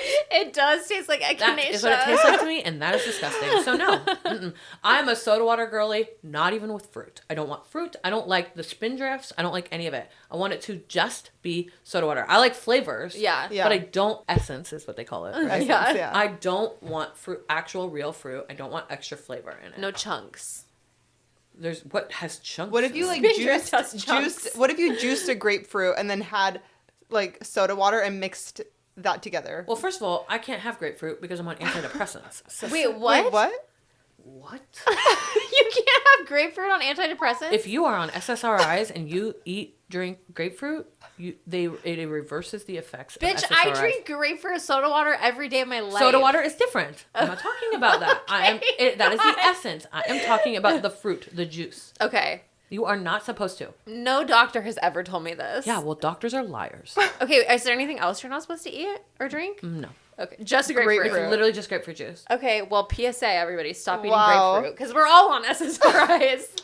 I know. Okay, what if you juice an orange? Yes, that is different. That is having a mixed drink. That is a mixed drink. Yeah. That is different. Okay. But I don't want, like, if I'm at a bar and I'm like, oh, can I get a soda water? They're like, do you want a lime? I'm like, no, I'm good. Okay. All right. Next one is Fashion Nova. Well, I'm biased because I'm fat. And there are not a lot of people creating clothes that are for my body. Yeah. And so I sometimes need a dress for a wedding, or I need like a dress for something specific, and I'll go there. But I also have privilege. I'm someone who has money, so I am able to afford nicer jeans and nicer things. But for people who can't, like, Fashion Nova is like a monumental, incredible thing. Yeah. Do I like ethically support fast fashion? No. But I also am like, people have to be able to access things. Like, yeah, I'm also like deeply about accessibility in every aspect. And like being a fat person and having things that are accessible that look good is like a huge deal. Like, I remember when I realized I couldn't shop at Victoria's Secret anymore. When I realized I had to buy more expensive bras and have to like go to Nordstrom's to get bras because like I could no longer fit in the cute bras, and I was heartbroken. Yeah. I was like, I have to buy ugly bras now. And I don't have to do that anymore because I have Skims. That was our next one. Is the next one. We know you love Skims. You know I'm the number one. I am. Listen, you can say whatever you want about Kim K. You can say anything you want about all the Kardashians. But no one is making clothes for people like me, like they are. Because they understand. So a lot of companies are shifting now. But a lot of companies that were making extended sizes were making things that were extended here. We're making things that are extended sizes. We're just essentially adding more fabric. They were not making clothes that fit the body, a different body. Yeah. They were just making clothes that just had more fabric. And there was a big difference than to having something that just has extra fabric than something that is meant to fit your body with more fabric. Yeah. So they were the first ones to do it. They truly were. It has been a journey and a battle to find good underwear that lasts, that is comfortable, that lasts, and is cute, that fit my body. I am Rihanna's number one fan. I love Riri. I literally would do absolutely anything for her, would go to the end of the earth for her. But her underwear and lingerie is not meant to last. It is not as good of quality, which is because she doesn't technically own the productions and the companies. Like, she is the same with her makeup. Like, Sephora owns her makeup brand. Oh, I didn't know that. It's the same what happened with Kat Von D. Kat Von D, Sephora owns that makeup brand.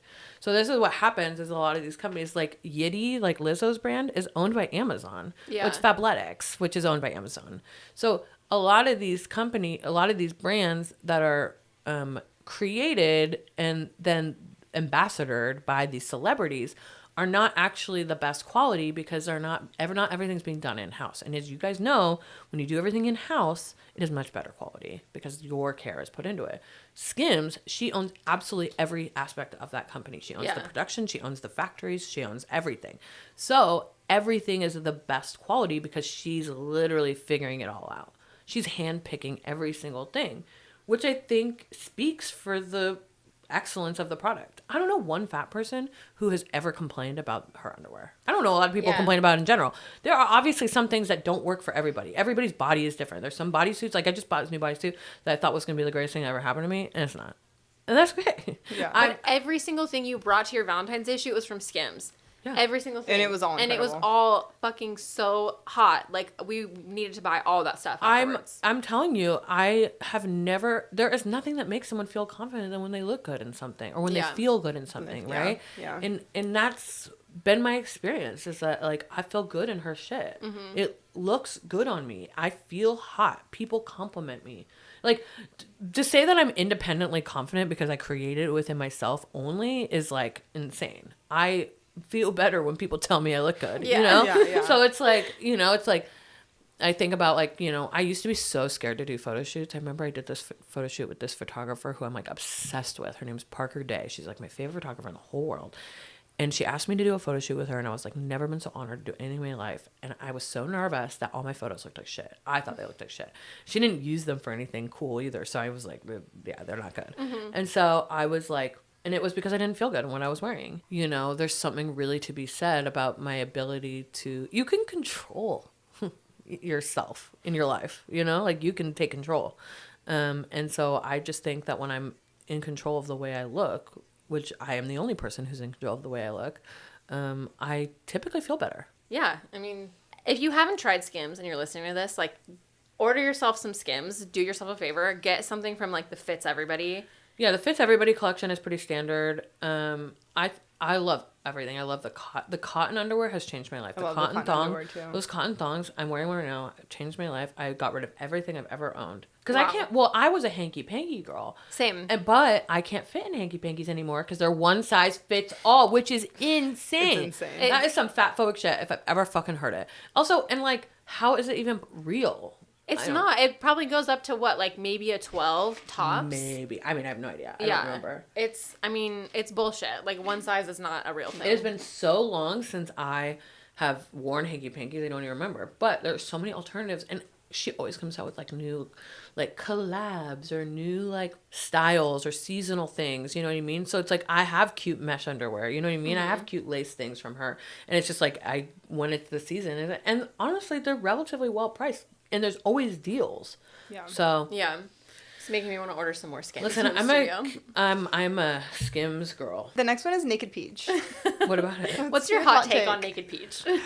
Well, I think, you know, there's something to be said about being able to be essentially naked in a room full of people who make you feel good. Like, I don't know, I was talking to my friend because we recently did like a sexy shoot, and she was like, oh, I just felt like shit the whole time. I just like hated it.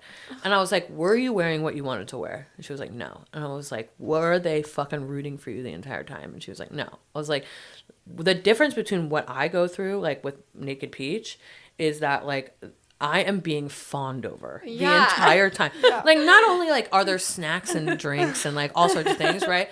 But I am literally being fawned over. We're literally screaming, losing like, our oh my God, mind. you're so hot. Oh my God, we love that. Oh my God, I can't believe that you're not. And I was like, you cannot help but feel good when that is happening. It just can't. Even if like you're someone who doesn't take compliments very well, or someone, you know what I mean? Because like I don't love compliments all the time, right? But like you can't help but feel good. And also it's like, do not wear things. Why would you do a boudoir shoot in something you don't feel good in? Yeah, that's so important. That's why we make people try on like 50 things at the beginning of their shoot. And like we don't let them start until they've tried on everything and we know what their favorites are. Right, because like the first time I shot with you guys, I only brought a few of my own things. Yeah. And we ended up pretty much basically using a lot of your stuff. Like that white thing, I'm so obsessed with it. I still can't stop thinking about it. And then the second time I came in, we only used my things. Yeah. I don't know. I'm such a like, once you find something you like, get like 100 of it. Absolutely. Oh, same. Yeah. So you can always feel good. That's why I have 2 Stanleys. We're back to that. It all comes back to the Stanley. I want to know about this one. Dutch Bros. Well, I love Dutch Bros. Okay. She's a Dutch hoe. I love it. I like the Rebel drinks, those like energy drinks. Yes. Blackberry coconut. That's my go-to. Blackberry grapefruit is my fave. Oh, yum. No, I'm a blackberry coconut girl. Not sugar-free because that shit tastes nasty. The only sugar-free thing I like is Diet Coke. Yeah. Or Rockstars. I'm not drinking something because I don't like the flavor of it. Yeah. That's why I don't drink Olipop. I'm not like interested in like being cool because this is like what everyone else is drinking. It's like, no, that thing is disgusting. But yeah, I love Dutch Bros. I also, do you want to hear? Okay, this is my drink order. And my friend who taught me this drink order actually just died recently. And it was so funny because everyone at her like celebration of life was talking about how much she loved Dutch Bros. And I was like, you guys probably don't even know what she orders because I still order it like 6 years later. Aww. But it's a medium iced white coffee, sugar-free almond milk double torture. What is double torture? What is double torture? I've never heard that before. It's their drink. It's kind of like a chocolate espresso, chocolate with like an espresso, vanilla. I honestly don't have any idea what it is, but I know that it becomes a certain color. It's like kind of like a purple. And so when you get that, you know if it's made right based on the color of the drink. The purple. Okay, I have a Dutch Bros gift card. I'm gonna be going there after this. Okay, I'll text you the drink order. Please do. It's the only like sugar-free thing I'll drink. Because I don't like sugar-free syrup. I think it tastes like it's bad. It's got that like weird kind of like fake. Well, yeah, it's like fake sugar taste, and it doesn't taste good. taste. The only thing it tastes good in is Diet Coke. Yeah, but Diet Coke is different. It's got like the burn that other sugar-free drinks I can do Diet Pepsi too. No, I don't. It's no. Listen, not my preference. Obviously, not my preference. But like some bars only carry Pepsi products, and some bars only carry Coke products. Or RC. That's the worst. Well, I don't like Diet RC. I like regular RC. I'll switch to regular for RC. Really? Yeah, I actually really enjoy RC. Diet RC tastes like little dirt. I don't drink Diet RC. It's I don't disgusting. drink Diet Sprite. Best drink in the whole world. Don't drink it. Don't drink Diet. I only drink regular. Do you ever drink a regular Coke? No, I hate the taste of it. It tastes like shit to me. I feel like it's not sweet. I do sometimes, but it's not my choice. It's because it's the only option. Okay. And it's like sometimes you need a soda, you fucking need a soda. Like I live next to a Taco Bell, and I will go there. I go there all the time just to get a Diet Coke. They have Pepsi at Taco Bell. Oh, you're right. I fucked up. I'm at McDonald's.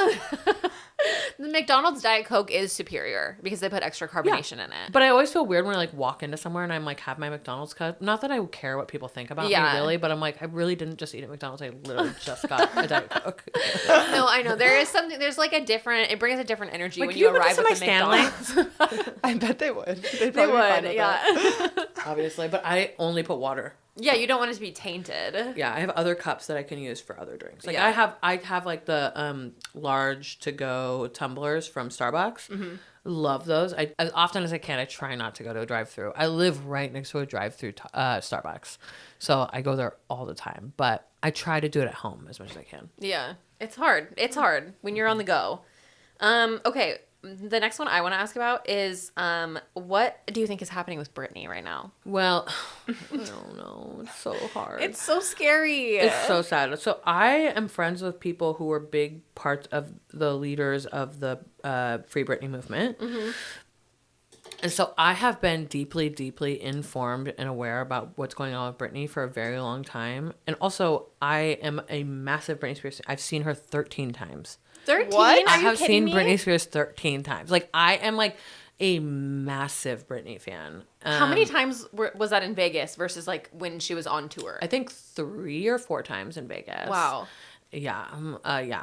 Big Britney fan. I'm jealous. I've never seen her live. Whoa, that is crazy. Why don't you go to Vegas and go? That's the best part about Vegas. You can literally go there and go to shows that you are like would miss from the tour, like, and it's way cheaper. By the time it was like my bachelorette party, it was like she wasn't doing her show anymore. I missed But the I've gone to opportunity. so many shows in Vegas. Like I'm a big Vegas fan. Yeah, I love Vegas too. I just like.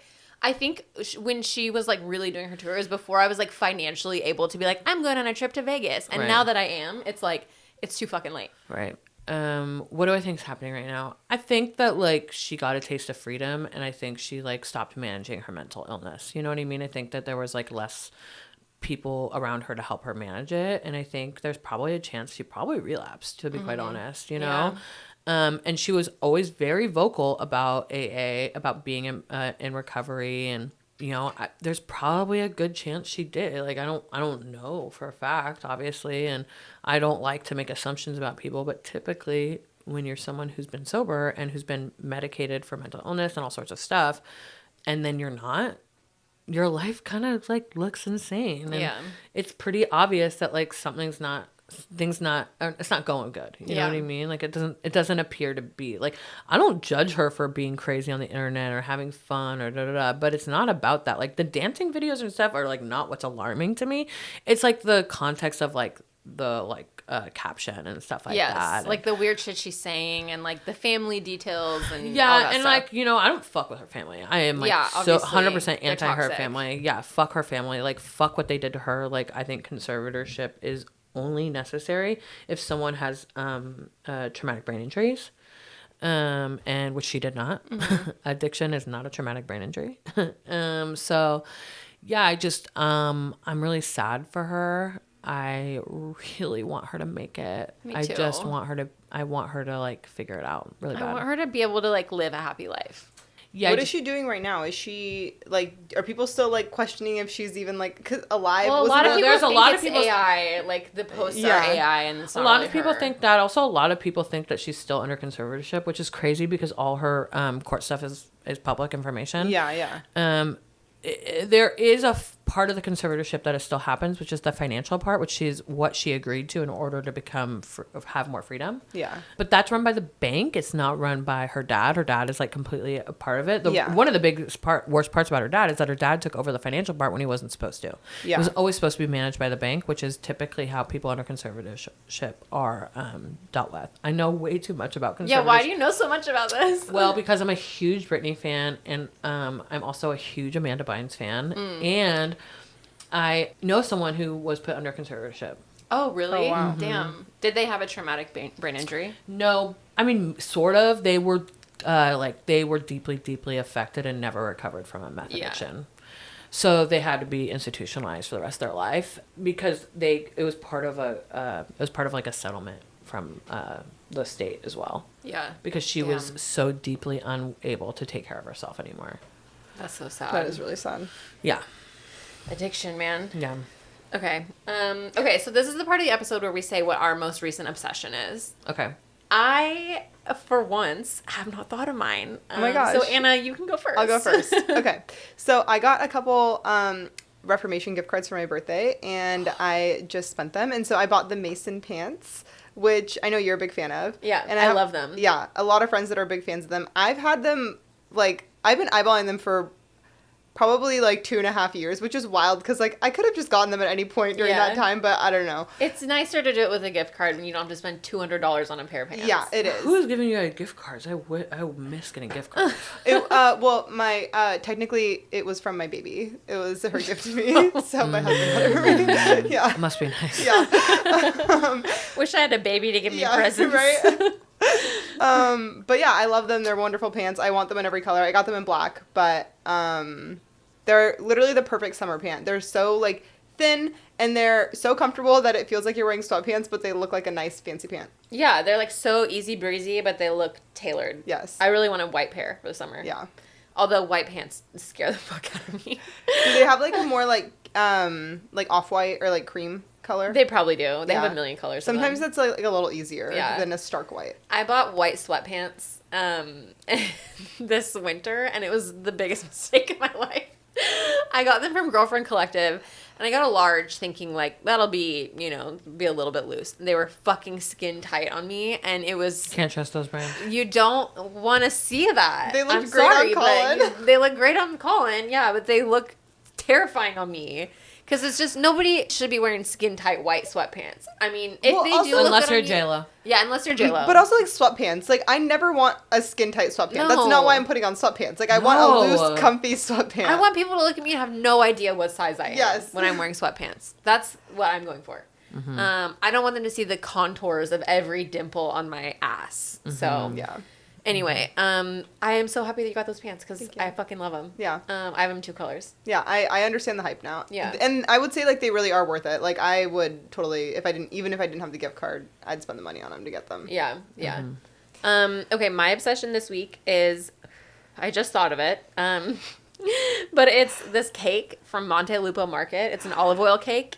I've had it. It's so good. So good. I love olive oil cake. It's just like salty and just like the right amount of sweet. It's like mascarpone on top, so it's not like super What'd sweet. you call it? Mascarpone? No. What? It's mascarpone. No, really? No. It's I am. M-A-R. Mascarpone. Or mascarpone, whatever, but it's not masker. It's okay. I thought I was being fancy here. Fancy. Fancy. I mean, it's just a spelling error. Me and my mascarpone olive oil cake. It was really good. I brought it to my friend's little birthday hangout, and everybody fucking loved it. It was the star of the show. You need to bring someone a little treat. They put like flowers on them. They're very pretty. So like highly recommend. Just Anything from Montelupo Market, any of their like grab and go food is so fucking good. I'm obsessed with that place. So also, if anyone who just like goes and eats dinner there, anything on the menu is so good. Yeah, I've had everything on the menu, and all of it is so delicious. They also have really cute merch. Everything. I was Everything tempted to buy merch. I've never been here. I need to go. You got to go. You need to. I don't know if they have anything that's gluten free though. It's Oh, unlikely. it's a lot of pasta. Yeah, they have burrata. You could get burrata. And as someone even who their bread and newly olive eats oil. dairy again after 11 years of not eating dairy, let me tell you what, burrata's on the list of things I enjoy. Welcome. Yeah. Welcome back to this wonderful side of... It was so bad. You want to know my obsession? Yes, yeah. My obsession right now is the challenge, like the Real World Road Rules, the challenge. Is it still on? Okay, yes. It is not something I have thought about, looked at, addressed in who knows how long, 10 years. Like, at least, I have no idea. Like, I don't remember the last time I watched The Real World or anything like that. My girlfriend is, like, not a TV girl. Like, I'm a TV girl. Like, I could sit down and watch TV for 11 hours and have the best day of my life, you know? But she is just not that kind of girl, and which is fine. But we realized that we needed to, like, sometimes you just want to sit down and watch TV with somebody. Yeah, so you we need to have a realized show we needed together. to find something that we both enjoyed watching.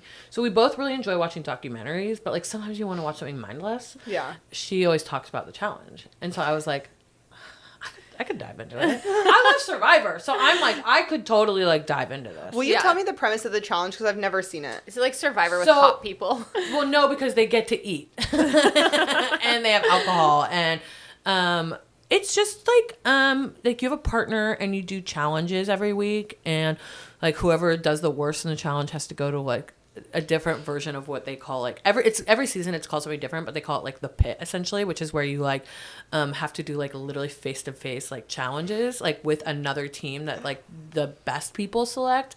And you like this one we were watching is like they hold this like a little X. It's like literally like a foot by like one bar through another bar. It's like metal, and there's two people and they have to hold on to it, and they literally like wrestle each other on the ground, and you can't, first person to let go loses. And, like, they're literally, like, throwing each other around on the ground. Like, It's like gladiator shit. literally, it's insane. I want to be on this show. That sounds like This so show much is- fun. You would win. Honestly, this show fucking rules. And they're all, like, fucking each other. Like, I just watched this one called Battle of the Exes, and it's like, oh, my God, it was so insane. But it was Wait, so it's all exes that are on the thing together? Yeah, but all exes who have been on the show before. Oh, my God, drama. Wow. It's so crazy. It's so insane. So anyways, my girlfriend and I started watching it together, and I was like, what a fun activity for us to do together. She's out of town. And I was like, I have to keep watching. I was like, I can't stop watching it. She's like, okay, so these are the seasons you should watch without me. So now I'm watching these seasons an hour. Like, not that I even have that much time to watch TV, but like I will sneak in as much as I can. Yeah, you're and like it's every made me 3 stop seconds. watching all my regular shows. Like I watch so much TV that's like happening in real life, and so she's like, anyways. Wait, which season should we watch? I think, what did I watch? Rivals. Rivals is good. Rivals So is every good. season has its own kind of like theme to it, basically. Yeah. Okay, interesting. And they're crazy. These people are like trained athletes. Yeah. Not all of them. Oh, But okay. like for the most part, these people are pretty fucking gnarly. Okay. Like the final challenge for these seasons is like literally climbing a mountain, and along the way, the one I just watched, they were in Iceland. So they're in like full gear to be completely warm, but they're not actually warm, and they're like climbing up to like a top, like who knows how many feet this is. This is insane. And it's like a 2-day thing. Like, and they like I had no sleep, idea. they It's like so sleep real. on the ice. It is crazy. I Oh mean, my it is God. heavily produced. Yeah, You know what I yeah. mean? But like, anyways, that's my obsession. I want to Wow. watch that, but with people that like aren't professional athletes, just like you're That's when you watch average- Survivor. okay. Oh, listen, I was not like a Survivor person. I wasn't like my thing, whatever. And then I was like, I was really depressed. It was the winter, and I had a few friends who were like, "You should watch Survivor." I was like, "Okay, I guess I'll give it a try." I told you I watched like 30 seasons. Is it still going? Yes, I am literally What? watching the active series right What? I had no idea it was still going. No, me neither. I've seen Survivor, but Mike like White was on it. I know the guy who made White Lotus, right? Yeah, White Lotus, Orange County, School of Rock. You know, he's done so much. That's so crazy. Yeah. Yeah, he's like a super fan, and so he went on the show. That's fucking crazy. Like, and it's some seasons, like every once in a while, there'll be like a random celebrity or a random athlete, like some old actress who's just like, just loves Survivor and wanted to do it. Is it still hosted by that Jeff guy? Jeff Probst, he's king. He is the #1 ally for every community. He literally like brings up all sorts of political things. Like if someone's homophobic, he like calls them out. If someone's racist, he's like, bye, you gotta go. Like he is the #1 ally. He is a king. Wow, I have a flag. So with Jeff on it? Yes, and I have a t-shirt. Like I'm obsessed with Jeff Probst. He's so cool. Did you buy all this merch during your depression era while you're watching Survivor? 100%. I ordered it and I didn't tell my friend who's been staying with me who also became addicted to Survivor. Yeah. And I left it for them on the couch where they always sit late at night because they'd already gone to bed. And they woke up in the morning and they saw it and they were like, something's wrong with you. I was like, yeah, I'm depressed. I love getting in just like so deep into something where you're like, I have to buy the merch now because I'm so obsessed. 100% is like absolutely my life. You know whose merch I bought? Do you guys remember that show? It was like early quarantine, and Sylvia set the stage. Like the one where they're on the island, all the people that are like single and they're not allowed to have sex. Too Hot to Handle? Yes, the best show in the whole world. The first Too Hot to Handle with like Harry Jousey. Yes, Harry. Yes. So Harry made T-shirts afterwards, and he had this Naughty Possums T-shirts. I have a Naughty Possums T-shirt, and I do you guys watch Vanderpump Rules? I have, but I don't like follow it. Like I haven't watched every season. You are making a big mistake. I know. I feel like I'm really missing out on the drama that's happening. You need to watch from season 6 on. That's what I did. So I was not someone who watched it. I had like randomly watched it. And then when all this drama was going on, I was like, this seems like something I need to be a part of. Yeah. So I started watching from season 6. It was a quick watch. And now I'm up to date. And so to be watching it live while we also, it was not live. Obviously, it was already filmed. But to be watching it with the knowledge that we have right now, it is so crazy because it's so rare that you're watching a reality show and you like have this other information. Because usually it's like kept secret or you know what I mean? But these people are just ruthless. Yeah. Because they're just fame obsessed like freaks. Yes. I mean, some of them aren't, but most of them are. That's my problem with Housewives too, is that like I love Housewives and I always have wanted to like really get into it, but it's like the universe is so big at this point that it's like I can't. You like, need to dedicate yourself to a season, to a series, like to one franchise. Like you have to decide which franchise you're going to dedicate yourself to, and just go one by one. Yeah, that's how I do it. But then you get caught up. It's great because then you can watch it live. Like right now, I'm watching New Jersey as it's happening. And it's so beautiful. Like but I can't watch all the franchises anymore because some of them suck now. Beverly Hills is the one that I've watched the most of. Beverly Hills is really good. I think honestly, the new winner is Salt Lake City.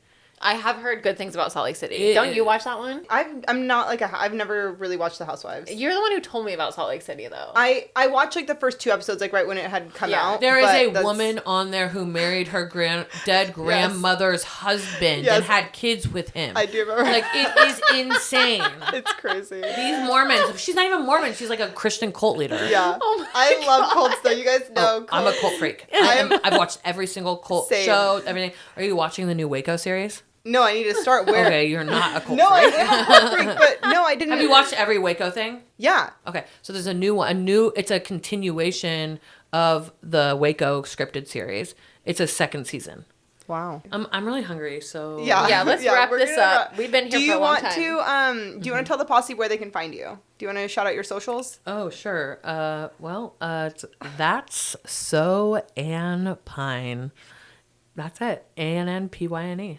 All right, perfect. That's where you can I have everything. I don't post on TikTok. I have posted 2 videos. They suck. Don't look at them.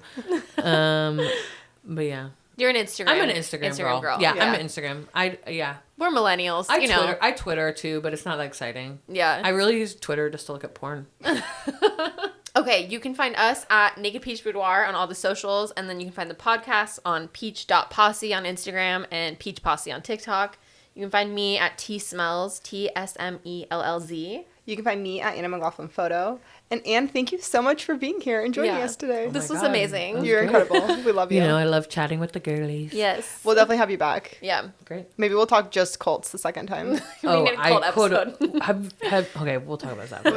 Okay. All right. And we'll see you next Tuesday. Bye.